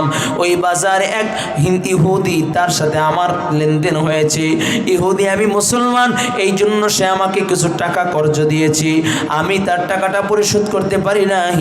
ইহুদি আমার বাড়ি চেনে না, আমার বাড়ির লোকেরাও ইহুদির বাড়ি চেনে না। আপনি যদি আমাকে একটু সময় দিতেন, একটু সুযোগ করে দিতেন, আমি ইহুদির টাকাটা পরিশোধ করে দিতাম। এমন সময় আমিরুল মুমিনিন ডাক দিয়ে বলে, যুবক, এমন কোনো সুযোগ নাই, আমি তোমাকে যে সুযোগ দেব এমন কোনো সুযোগ নাই। সৈন্যরা, মুসলমানরা দলে দলে বিভক্ত হয়ে আল্লাহর দ্বীনকে বিজয় করার জন্য বিভিন্ন রাষ্ট্রের যুদ্ধে লিপ্ত আছে। এই মুহূর্তে আমি তোমার সাথে পর্যাপ্ত সৈন্য দিয়া তোমার সাথে আমি তোমাকে হেল্প করবে সুযোগ নাই। আবার তুই একজন দিয়ে তোমাকে পাঠাইব, তাও ভয় হয় পথের ভিতরে যদি তাদেরকেও মেরে তুমি বেগে যাও। না না, এই কোনো সুযোগ নাই। তবে একটা সুযোগ আছে, তুমি যদি তোমার জায়গায় কাউকে জিম্মাদার বানায় যাইতে পারো, তোমার জায়গায় তুমি যদি কাউকে জিম্মাদার বানায় যাইতে পারো, তোমার ভাই বা বাবা, তাহলে তোমাকে কিছুদিনের জন্য রুখসত দেওয়া হবে। যদি তুমি না আসো, তোমার পরিবর্তে তোমার ভাই বা বাবাকে কতল করা হবে। যুবক ডাক দেয়া বলে, আমিরুল মুমিনিন, এ মদিনায় আমার আপনজন বলতে কেউ নাই, মদিনায় আমার ভাই নাই, মদিনায় আমার বাবা নাই। যদি মদিনায় আমার বাবা থাকতো, আমার জিম্মাদার হয়ে যেত। আমার বাবা চাইতো না আমি আসামি হইয়া আমি আমানতের খেয়ানত কইরা দুনিয়ার থেকে বিদায় নেই। আমার ভাই চাইতো না আমি আমানতের খেয়ানত করে দুনিয়ার থেকে বিদায় নেই। ও আমিরুল মুমিনিন, এ মদিনায় আমার আপনজন বলতে কেউ নাই। আমিরুল মুমিনিন, আপনি আপনার বিচারের রায় শোনায় দেন, আপনি কার্যকর করে ফেলেন। এমন সময় ওইখানে যারা বসা, তাদের ভিতর থেকে একজন দুইটা হাত জাগাইয়া বলে, ও আমিরুল মুমিনিন, আমি আমার ভাইয়ের জিম্মাদার হয়ে গেলাম। উপস্থিত সাথীরা দিক তাকাইয়া দেখে কোনো সাধারণ কোনো মানুষ না, হযরত আবু যর গিফারি দুইটা হাত উঠাইয়া বলে, ও আমিরুল মুমিনিন, আমি আমার ভাইয়ের জিম্মাদার হয়ে গেলাম। আমিরুল মুমিনিন ডাক দেয়া বলে, আবু যর, চিনো না জানো না, যার সাথে কোনো রক্তের বন্ধন নাই, তার জিম্মাদার কেন হয়ে গেল? আবু যর ডাক দেয়া বলে, আমিরুল মুমিনিন, চিনার দরকার নাই। আল্লাহর হাবিব সরকার দু আলম বলেছেন, আল মুসলিম আখুল মুসলিম, মুসলমান মুসলমানের ভাই। ও কলিজার টুকরা যুবক, আবু যর গিফারি এমন একজন সাহাবী, হযরতে আবু যর গিফারি খাদেমে খায়রুল বাশার, হযরতে আবু যর গিফারি খাদেমে খায়রুল বাশার, মুস্তফা की खिदमतों से जिंदगी भर ना बनाया अपना घर। আবু যর গিফারি এমন একজন নবীর সাহাবী, যে জীবনে কোনোদিন ঘর বাড়ি বানায় নাই, আমার নবীর খেদমতে নিয়োজিত ছিল। ওই আবু যর ডাক দিয়া বলে, আমিরুল মুমিনিন, রক্তের বন্ধন দরকার নাই, কোরআন হাদিসের বন্ধন আছে। নবী আমার বলেছে, আল মুসলিম আখুল মুসলিম, নবী বলেছে মুসলমান মুসলমানের ভাই। আমি আমার ভাইয়ের জিম্মাদার হয়ে গেলাম, আপনি আমাকে বন্দি করে নেন, আমার ভাইকে রুখসতি দিয়া দেন। আমিরুল মুমিনিন আবার নতুন করে ফয়সালা লিখতেছি। এই যুবকের জায়গায় আবু যর তার জিম্মাদার হয়ে গেলেন। আবার নতুন করে ফয়সালা, কয় আগামী মাসের প্রথম জুমার দিন এই যুবকের বিচার করা হবে। আবু যরকে ডাক দিয়ে, আবু যর, যদি এই যুবক কোনোভাবে না আসে, তাহলে কিন্তু এই যুবকের জায়গায় তোমাকে হত্যা করা হবে। আবু যর গিফারি বলেন, কোনো আফসোস নাই। আবু যর গিফারি রাদিয়াল্লাহু তাআলা আনহু জেলখানায় বন্দী হবে। কয় ডাক দিয়া বলে, না না, তোমাকে জেলখানায় বন্দী করার দরকার নাই, তুমি তোমার মতোই চলাফেরা করো, কারণ তুমি তো নবীর সাহাবী, জান্নাতের সার্টিফিকেট প্রাপ্ত একজন সাহাবী। জোরে বলেন আল্লাহু আকবার। যুবক বাড়িতে যা ওই ইহুদির টাকা পরিশোধ করে ঘরে আইসা মাকে ডাক দেয়া কয়, মা, জীবনে বহু লোকমা খানা খাওয়ায় দিয়েছে রে মা। এরে মা, আজকে তোমার সন্তান বিদায় নিবে, আর জীবনে তোমার সাথে দেখা হবে না। এরে মা, এক লোকমা খানা খাওয়ায় দাও রে মা। যেই সন্তান বিদায় নিলে তোর কাছ থেকে বিদায় নিয়ে আবার তোমার বুকে ফিরে আসতো, আজকে এমন বিদায় নিবে, বিদায় নেওয়ার পরে আর জীবনে তোমার সামনে দাঁড়াইবে না। বাবাকে ডাক দেয়া কয়, বাবা, তোমার এই বুকে কত মাথা রেখা ঘুমাইলাম রে বাবা, কত আদর করলা, কত তুমি আমাকে রাস্তার অলিতে গলিতে নিয়ে নিয়ে ঘুরলা, তোমার বুকে কত রাত্র ঘুম পাড়াইলা রে বাবা, একটু বুকটা পাইতা দাও, শেষবারের মতো একটু তোমার মাথায় তোমার বুকে মাথা রেখা ঘুমাইতে চাই। ও বাবা, জীবনে যতবার সফরে বের হয়েছি তোমার কাছ থেকে বিদায় নিয়ে আবার তোমার বুকে ফিরে আসছি। আজকে তোমার সন্তান এমন এক সফরে যাচ্ছে যেই সফর থেকে আর জিন্দিগিতে কোনোদিন ফেরত আসবে না। যুবক কান্নাকাটি করে বিদায় নিয়ে রওনা করলেন। এদিকে মসজিদ নববীতে জুমার আজান হয়ে যায়। আমিরুল মুমিনিন খলিফাতুল মুসলিমিন ডাক দিয়া কয়, জাল্লাত আবু যরকে যায় ডাক দাও, আবু যরকে যায় বলো তোমার ভাই এখন পর্যন্ত মদিনায় আসে নাই, আজকে জুমার পরে বিচার হবে, যদি তোমার ভাই না আসে তাহলে তোমার ভাইয়ের জায়গায় তোমাকে কতল করা হবে। এ আবু যর, বাসার থেকে বিদায় নিয়ে বের হও, হয়তো এটাই তোমার জীবনের শেষ নামাজ। ও কলেজের টুকরা যুবক, আমিরুল মুমিনিন জুমার আজান হয়ে গেলেন। নবীর সাহাবী খলিফাতুল মুসলিমিন আমিরুল মুমিনিন হযরত ওমর ফারুক রাদিয়াল্লাহু তাআলা আনহু জুমার খুতবা দিলেন, জুমার নামাজ পড়াইলেন। এখন পর্যন্ত যুবকের কোনো খবর নাই। আল্লাহর নবীর সাহাবী আবু যরকে ডাক দেয়া বলে, আবু যর, এখন পর্যন্ত যুবকের কোনো খবর নাই। এর আবু যর, আজকে তোমাকে যুবকের জায়গায় কতল করা হবে। সবাই কান্দে, কারণ একজন জান্নাতি সার্টিফিকেট প্রাপ্ত আল্লাহর নবীর সাহাবী একজন অপরাধী ব্যক্তির জায়গায় কতল করা হবে। আবু যর একা হাসে, সকলে ডাক দিয়া বলে, আবু যর তুমি কেন হাসো? কয় তোমরা কেন কাঁদো? কয় তোমার জন্য কাঁদি। কয় আবু যর কা বলে, আমি হাসি আমার নবীর সুপারিশ নেওয়ার জন্য হাসি। বলুন সুবহানাল্লাহ। আমি আবু যর নবীর একজন সাহাবী, এত দামি সাহাবী। কয় কেমন দাম? আমার নবী রাহমাতাল লিল আলামিন নবী মুহাম্মদুর রাসূলুল্লাহ সাল্লাল্লাহু আলাইহি ওয়াসাল্লাম মসজিদ নববীর ভিতরে বসা। এমন সময় জিবরাইল আমার নবীর সামনে হাজির, ডাক দেয়া বলে, ইয়া রাসূলুল্লাহ, ইয়া হাবিবাল্লাহ, ওই যে চাদর মুড়ি দিয়া চলে যায় আপনার আশিক সাহাবী আবু যর গফারি। নবী আমার ডাক দেয়া বলেন, ভাই জিবরাইল কেমনে চিল্লাইটা আমার আবু যর? বলি, ইয়া রাসূলুল্লাহ, ইয়া হাবিবাল্লাহ, শুধু আমি আবু জিবরাইল চিনি তা নয়, আসমান ও জমিনের যত ফেরেশতা আছে সকল ফেরেশতারাই আবু যরকে চিনে। নবী আবার ডাক দেয়া বলে, ভাই জিবরাইল, আমার আবু যরের কি এমন গুণ যেই গুণের কারণে আবু যরকে সকলে চিনে? জিবরাইল বলে, ইয়া রাসূলুল্লাহ, ইয়া হাবিবাল্লাহ, শুধু ফেরেশতারা চিনে তা নয় গো নবী, স্বয়ং আল্লাহ তাআলা আবু যরের আলোচনা ফেরেশতাদের মাঝে করে। নবী আমার ডাক দেয়া বলে, জিবরাইল, আমার আবু যরের কি এমন গুণ? জিবরাইল বলে, ইয়া রাসূলুল্লাহ, ইয়া হাবিবাল্লাহ, ওগো নবীজি, আবু যরের দুইটা গুণ। নবী বলে, ও জিবরাইল কি এমন দুইটা গুণ? বলে, ইয়া রাসূলুল্লাহ, ইয়া হাবিবাল্লাহ, আবু যরের এক নাম্বার গুণ হলো লিসগারি লিনাফসি, আবু যর নিজেকে নিজে খুব ছোট মনে করে।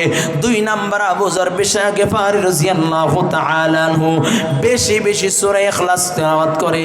বলে, লিকাসরাতে সূরাতুল ইখলাস, কুল হুয়াল্লাহু আহাদ আল্লাহুস সামাদ লাম ইয়ালিদ ওয়া লাম ইউলাদ ওয়া লাম ইয়াকুল লাহু কুফুয়ান আহাদ। আবু যর গফারি এত বেশি পরিমাণে সূরা ইখলাস তেলাওয়াত করে, কয় আল্লাহ পাক রব্বুল আলামিন আবু যর আমল নামে এত পরিমাণে কোরআন খতম লিখিয়া রাখছে যা অন্য কারো আমল নামায় নাই। ও নবী, এক নাম্বার আবু যর বেশি বেশি সূরা ইখলাস তেলাওয়াত করে। দুই নাম্বার, আবু যর নিজেকে নিজে খুব বিনয় করে দেয়, ছোট মনে করে। ও যুবক, এই দুইটা গুণ যদি কারো ভিতরে চলে আসে, এক নাম্বার নিজেকে বিনয় মনে করবা, জমিনে হাবভাব নিয়ে চলবা না, অহংকার হমিকে নিয়ে চলবা না। দুই নাম্বার, সূরা ইখলাস বেশি বেশি তেলাওয়াত করবা। এই দুইটা গুণ যদি কোনো যুবকের ভিতরে চলে আসে, কোনো এমপির ভিতরে চলে আসে, কোনো মন্ত্রীর ভিতরে চলে আসে, কোনো চেয়ারম্যানের ভিতরে চলে আসে, আল্লাহ পাক রব্বুল আলামিন তার পরিচিতিটা এত ঘটাইবে, কয় আসমান ও জমিনের যত ফেরেশতা আছে সকল ফেরেশতারা আবু যরকে চিনে। বলুন সুবহানাল্লাহ। ঠিক ওই বান্দাকেও আল্লাহ তাআলা সকল ফেরেশতারা চিনবে। বলুন আল্লাহু আকবার। আল্লাহর নবীর সাহাবী আবু যর হাসে, সবাই কান্না করে, জাল্লাত জল্লাদ একবার কদম বাড়ায়, আবার জল্লাদ পিছনের দিকে যায়। জল্লাদকে ডাক দেয়া কয়, রে জল্লাদ কেন কান্দো? কয় জীবনে বহু মানুষের বহু অপরাধকে আমি কতল করেছি, বহু অপরাধীর বিচার করেছি, জীবনে কোনোদিন আমার চোখ দিয়ে অশ্রু ঝরে নাই, কিন্তু আজকে এমন একজন জান্নাতি পবিত্র মানুষের বিচার করতে গিয়া আমি জল্লাদের হাত কাঁপে, আমি জল্লাদ কদম বাড়াইতে পারি না। নবীর সাহাবী আবু যর তাকাইয়া দেখে সবাই কাঁদে, আমিরুল মুমিনিন খলিফাতুল মুসলিমিন ওমর কাঁদে। ওমর ডাক দেয়া বলে, আবু যর, সবার চোখে পানি, তোমার জন্য পানি। একজন জান্নাতি সার্টিফিকেট প্রাপ্ত পবিত্র একজন জান্নাতি মানুষকে আজকে ছুরিতে চড়ানো হচ্ছে। ও আবু যর, তুমি কেন হাসো? আবু যর বলে, আমিরুল মুমিনিন, আমার নবী বলেছেন যদি কোনো মুসলমান বার জিম্মাদার হয়ে যায়, কাল কিয়ামতের ময়দানে আহকামুল হাকিমিন আল্লাহ নিজে জিম্মাদার হইয়া আল্লাহ তাআলা তাকে জান্নাতের মালিক বানা দিবে। ওগো আমিরুল মুমিনিন, আমি তো আমার মালিকের জিম্মায় হতে চাই। আমার নবী যেন কাল কিয়ামতের ময়দানে সুপারিশ করে আল্লাহর জান্নাতে ঢুকাইয়া দেয়, এই জন্য আমি আমার বাইরে জিম্মাদার হয়ে গেলাম। জল্লার সামনে আগায়, আমার জল্লাদ যখন আবু যরের বিচার করবে এমন সময় একজন ডাক দিয়া বলে, আমিরুল মুমিনিন, জল্লাদকে একটু দাঁড়াইতে বলেন, ওই যে কে যেন আসতেছে, বালুজার উড়াইয়া কে যেন করছো আর হইয়া মদিনার দিকে আসতেছে। কাছে আসতে আসতে তাকাইয়া দেখে ওই নওজোয়ান যুবক আমিরুল মুমিনের সামনে হাজির। আমিরুল মুমিনিনকে ডাক দিয়া বলো, আমিরুল মুমিনিন, আমার ভাই আবু যরকে ওখান থেকে নামায়া দেন, আমার জায়গায় আমার ভাই আবু যর কতল হবে, আমি সহ্য করতে পারবো না। আমার দেরি হয়ে গেছে, পথের ভিতরে ঘোড়ার জিন পোষ ভেঙে গিয়েছিল, ওইটা ঠিক করে আসতে আমার দেরি হয়ে গেছে। আমার ভাইকে নামাইয়া আপনি আমাকে কতল করে দেন, আমি দুনিয়ায় বসে আমি আমার শাস্তি ভোগ করে যেতে চাই, আদালতে কিবরিয়া আল্লাহ তাআলার আদালতে জবাব দিতে পারবো না। আমিরুল মুমিনিন খলিফাতুল মুসলিমিন ডাক দেয়া কয়, যুবক আয় আয় আমার বুকে আয়, তোকে শুরুতে চড়াইয়া বিচার করার দরকার নাই। এই যে 300-350 মাইল রাস্তা অতিক্রম করে আসছো, আমার আল্লাহ এই কদমের বদৌলতে তোর গুনাহ এমনিতেই মাফ করে দিয়েছে। যেহেতু মুরব্বীর সন্তানরা বিচার চেয়েছে, তাই তো বিচার করতে হয়। একজন জান্নাতি পবিত্র মানুষ নামাইয়া আর একজন জান্নাতি পবিত্র মানুষ আমি উঠাইয়া দিলাম। এমন সময় মুরব্বীর 2 সন্তান ডাক দিয়ে বলে, আমিরুল মুমিনিন, ও খলিফাতুল মুসলিমিন, আমি এই যুবকের বিরুদ্ধে আপনার দরবারে আদালতে আমি মামলা দিলাম। ও আমিরুল মুমিনিন, এখন একটা দরখাস্ত করতেছি, যেই যুবকটা 300-350 মাইল রাস্তা অতিক্রম করিয়া যে তার বিচার মাথায় পেতে নিতে চায়, যে তার আসামি হইয়া গেছে, এই আসামির খাতা থেকে নামটা কাটাইয়া পবিত্র হইয়া জান্নাতে যাইতে চায়, তাদের বিরুদ্ধে আমার কোনো অভিযোগ নাই। ও আমিরুল মুমিনিন, বিচার দিয়েছিলাম বাবা হত্যার, এখন দরখাস্ত করলাম এই ভাইটাকে নামাইয়া আপনি আমার ভাই বানায়া দেন, নিয়ে বাড়িতে যাইতে চাই। ও কলেজার টুকরা যুবক, এটাকেই বলা হয় ব্যবহার। এক মুসলমানের ব্যবহার হবে এমন, আর যদি এক মুসলমান অপর মুসলমানের সাথে যদি এমন ব্যবহার করতে পারো, সরকারে তো আলম নবী বলেন, কার আল্লাহ পাক রব্বুল আলামিন তার আমল নামায় সারা রাত দাঁড়াইয়া নফল ইবাদত করলে যেই সওয়াব হইতো, সম পরিমাণে সওয়াব আল্লাহ তাআলা তার আমল নামায় লেখা দেয়। ও কলেজার টুকরা যুবক, লম্বা চূড়া কথা বলার সুযোগ নাই। আমাদের আজকের প্রধান আকর্ষণ হযরতুল আল্লাম মুফতি হিদায়াতুল্লাহ খান আজাদী হাফিজাহুল্লাহ চলে আসছেন। অল্প সময়ের ভিতরে আসবেন রে বাবা, একটু দিলের কানটা লাগাইয়া দাও।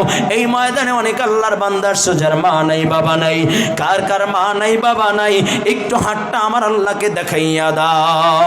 আল্লাহ এই ময়দানের ভিতরে তাকাইয়া দেখো, হাজার হাজার মানুষের ভিতরে কিছু এতিম সন্তান যাদের মা নাই বাবা নাই, 2টা হাত উঠাইয়া দিয়েছে গো আল্লাহ। এই মুহূর্তে তুমি মা বাবার কবরগুলোকে জান্নাতি বাগান বানা দাও আল্লাহ, মা বাবার কবরগুলোকে জান্নাতি বাগান বানা দাও। জোরে বলুন আমিন। ও কলেজার টুকরা যুবক, লম্বা চড়া কথা বলার সুযোগ নাই রে বাবা, একটু দিলের কানটা লাগা দাও। এ দুনিয়ার ভিতরে যার মা নাই বাবা নাই, তার মতো হতভাগা কপাল পোড়ার কেউ নাই।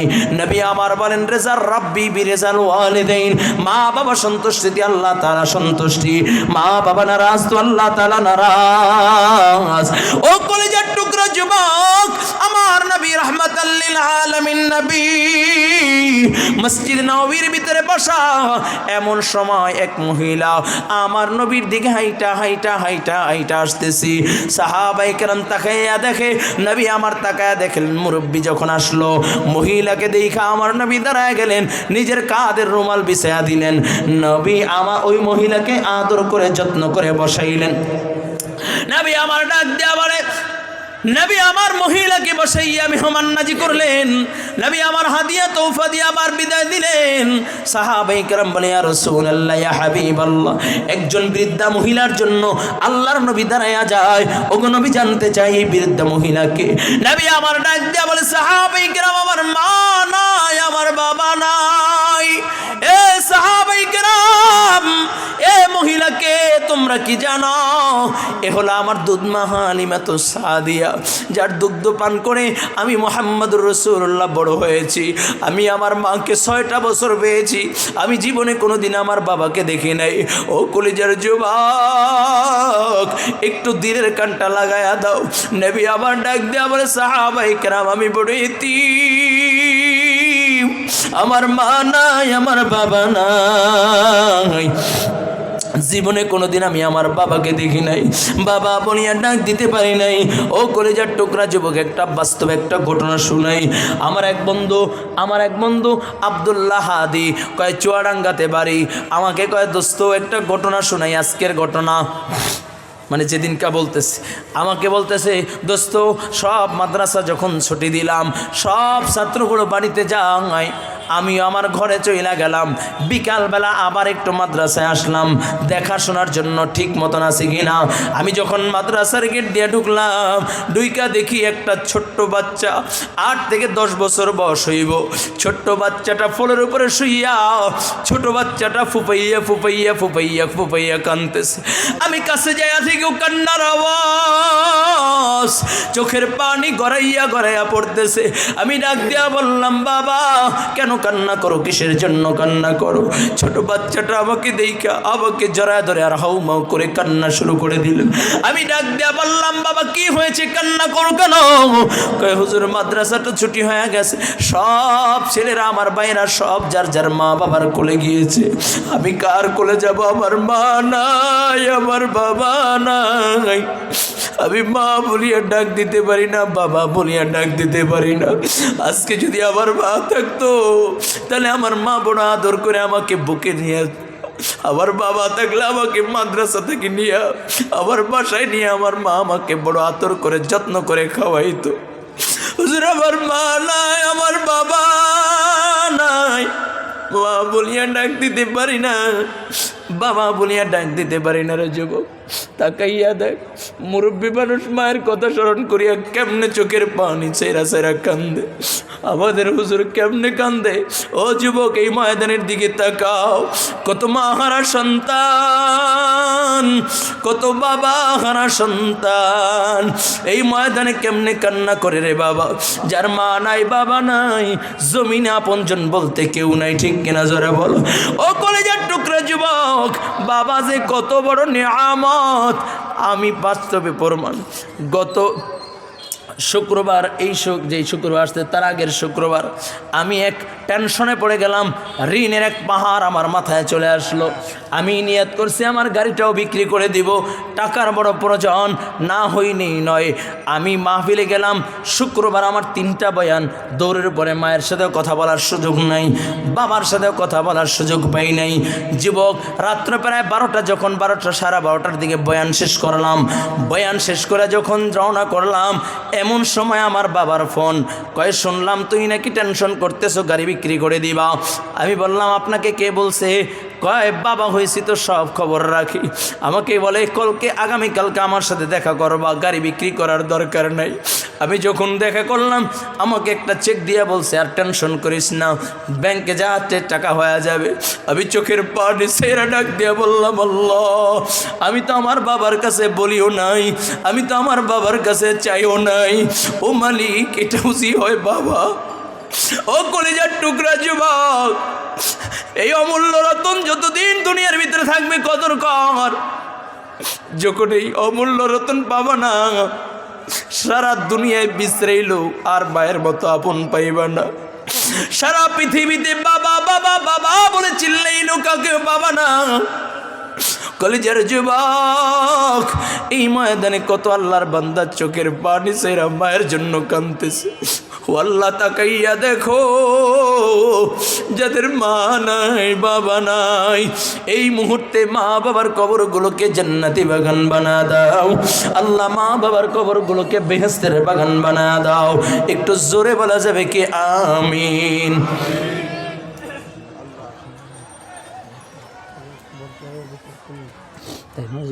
আল্লাহ কবুল করেন।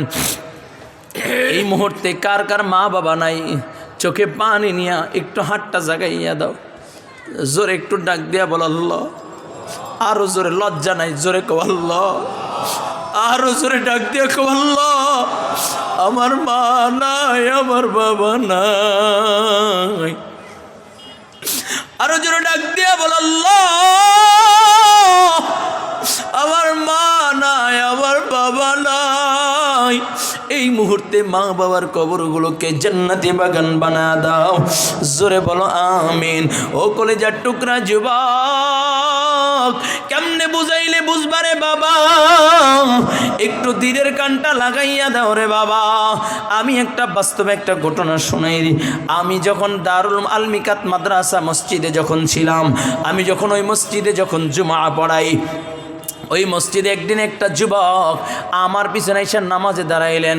প্রত্যেক দিন জুমার নামাজ আমার পেছনে পড়ে। আমি জুমার নামাজ পড়ে বের হইলাম, যুবকটা আমাকে জড়ায় ধরে কান্না শুরু করে দিলেন। আমি ডাক দিয়া বললাম, যুবক কেন কান্না করো? কয় আরো জোরে হাউমাউ করে কান্না করতেছি। আমি যুবকের কান্নাটা কোনোভাবেই কন্ট্রোল করতে পারতেছিলাম না। যুবকের হাতটা ধরে আমি আমার হুজরায় নিয়ে গেলাম। ডাক দিয়া বলি, যুবক কি হয়েছে, এত কেন কান্না করো? যুবকরে বললাম, যুবক ব্যবসায় লস খাইছো? কয় না। আমি তোমার উপরে কেউ আক্রমণ করেছে? কয় না। মিথ্যা মামলায় ভুগতেছো? কয় না। তো কেন কান্না করো? কয় হুজুর, আপনি যখন আজকে বয়ান করলেন, নামাজের পরে যখন দোয়া করলেন আর বললেন রব্বির হামহুমা কামা রব্বায়ানি সাগীরা, আমার কলজাটা চূর্ণ বিচূর্ণ হয়ে যায়। আমার মা নাই, আমি বাবাকেও বেশি দিন পাই নাই, বাবার আদর পাই নাই। বাবার আদর কেমন হয় তাই বুঝি না, বাবা বলতে কেমন হয় সেটাই আমি বুঝি না। আমি বাবার আদর পাই নাই, কিন্তু হুজুর আমার মা আমাকে বড় আদর করে, আমাকে বড় যত্ন করে লালন পালন করেছি। আমার মা আমাকে বড় আদর করে লালন পালন করেছে। আমার মাকে আমি জীবনে কোনো দিন দেখি নাই ভালো দামি শাড়ি পরতে। সব সময় দেখেছি আমার মাকে সিরা শাড়ি পরতে, সিরা কাপড় পরতে। ও হুজুর, আমার মাকে আমি কোনোদিন দেখি নাই দামি দামি পোশাক পরতে। কিন্তু হুজুর, আমার মা মানুষের বাড়ি কাজ কইরা কইরা আমাকে পড়াশোনা করাইছে। আজকে আমি নারায়ণগঞ্জে একটা ভালো গার্মেন্টসে আমি চাকরি করি, আমার ভালো বেতন। আমি যখন প্রথম মাসের বেতন পাইলাম চাকরি পেয়ে, আমি আমার মায়ের জন্য একটা দামি শাড়ি কিনলাম। আমার মাকে আমি নিজ হাতে এই ঈদে পড়াবো। জিন্দিগিতে কোনোদিন মাকে দামি শাড়ি পরতে দেখি নাই, অথচ মা আমাকে দামি দামি পোশাক পরাইছে। আল্লাহর বান্দা নিয়াত কইরা মায়ের জন্য শাড়ি কিনে রাখছি। আল্লাহর কি মর্জি। কয়েকদিন পরে ফোন আসে, তোমার মা কেমন যেন করে। আমি পাগলের মতো সুইটা দৌড় দিলাম, যাই দেখি আমার মাকে নিয়ে হসপিটালে ভর্তি। আমি চইলা গেলাম, আমার মা আমাকে ডাক দিয়া গলে, খোকা আয় আয় আমার কিনারায় আয়। আমি আমার মায়ের কিনারায় বসলাম। মা আমার চোখের পানি ছেড়া ছেড়া কান্না করে। আমি আমার মার মাথাটাকে আমার কোলের উপরে বসাইলাম। আমি দেখি আমার মায়ের চোখের পানি গড়াইয়া গড়াইয়া পড়ে। আর আমার মা ডাক দিয়া কয়, বাবা বড় আশা ছিল, তুই আমার রতন, তুই আমার কলেজার টুকরা, তুই চাকরি করবি আর আমি মা তোকে রান্না করে খাওয়াবো, আমি একটা সুখের শান্তিতে জীবন যাপন করব। সেই সুখটা বুঝি আর বেশি স্থায়ী হইল না রে বাবা। আমি বোধ হয় তোর সাথে আর বেশি দিন থাকতে পারলাম না। কয় হুজুর, আমার মা 7 দিনের মাথায় হসপিটালে দুনিয়ার থেকে বিদায় নেয়। হুজুর, আমার মাকে আমি জীবনে কোনোদিন দামি শাড়ি পরাইতে পারি নাই। এই ময়দানে অনেক আল্লাহর বান্দা আছো যে হুজুর কোটি কোটি টাকার সম্পদ আমার আছে, আমার অনেক বাড়ি আছে, আমার দামি দামি বাড়ি আছে, দামি দামি গাড়ি আছে, আমার অভাব নাই, সম্পদের কোনো অভাব নাই, কিন্তু ওই মা দুঃখিনী নাই, মায়ের মুখে ফোঁটা এক মুঠো খানা তুলে দিব সেই সুযোগ নাই। ও কলিজার টুকরা যুবক, এই ময়দানে এমন এতিম সন্তান কে আছো যে মা বলিয়া ডাক দিতে পারো না, বাবা বলিয়া ডাক দিতে পারো না, এমন একটা এতিম সন্তান এই মজমায় দেখতে চাই। আজকে এই ময়দানে একটা এতিম সন্তান দেখতে চাই যে আমার হাতে হাতটা লাগাইয়া বলবা হুজুর আমি আমার মাকে বড় ভালোবাসি, আমি আমার বাবাকে বড় ভালোবাসি, আমার মা নাই বাবা নাই, আমি মায়ের কথা স্মরণ করিয়া বাবার কথা স্মরণ করিয়া আমি আল্লাহর নবীর ঘর মাদ্রাসায় এই ছোট ছোট বাচ্চারা তালিবে ইলমদের জন্য যারা আজকে কোরআনের হাফেজ হয়েছে, মাথায় পাগড়ি পরানো হবে, ওদের জন্য 20,000 টাকা দিব। এমন কোন আল্লাহর বান্দা আছেন? একটু দাঁড়াইয়া যাও। আমি বহু দূর থেকে এসেছি, শত শত মাইল রাস্তা অতিক্রম করে তোমাদের মাঝে আসলাম। আমি এখন তোমার জন্য হাত উঠাইয়া দোয়া করব। কোন আল্লাহর বান্দা আছো? একটু দাঁড়াইয়া যা, বলবা হুজুর আমার মা নাই বাবা নাই, আমি বড় এতিম, আমার মায়ের জন্য আমি 20,000 টাকা দিব। কোন আল্লাহর বান্দা আছে? একটু দাঁড়াইয়া যাও, আমি তোমার জন্য বাবা দোয়া করব, কে আছে আল্লাহ কবুল করো, বলো না আমিন। এমন কোন আল্লাহর বান্দা এই ময়দানে আছেন 20,000 টাকা দিবেন, আমি তার জন্য দোয়া করব, হাত উঠাইয়া দোয়া করব। মুসাফিরের হাত আল্লাহ তাআলা বিফলে ফেলায় না, আল্লাহ কবুল করে নাও, বলুন আমিন। শেখ নজরুল ইসলাম মাদ্রাসার সভাপতি সাহেব, চোখে এখনো পানি মায়ের জন্য, দেখেন বুকটা ধর করে কাঁপতেছে মায়ের জন্য, শরীরটাও কাঁপতেছে। আল্লাহ তাকাইয়া দেখো, শেখ নজরুল ইসলাম একটু হাতটা জাগান তো, এভাবে হাতটা জাগান। আয় আল্লাহ, তোমার বান্দা শেখ নজরুল ইসলাম মা নাই বাবা নাই, মা আছে বাবা নাই,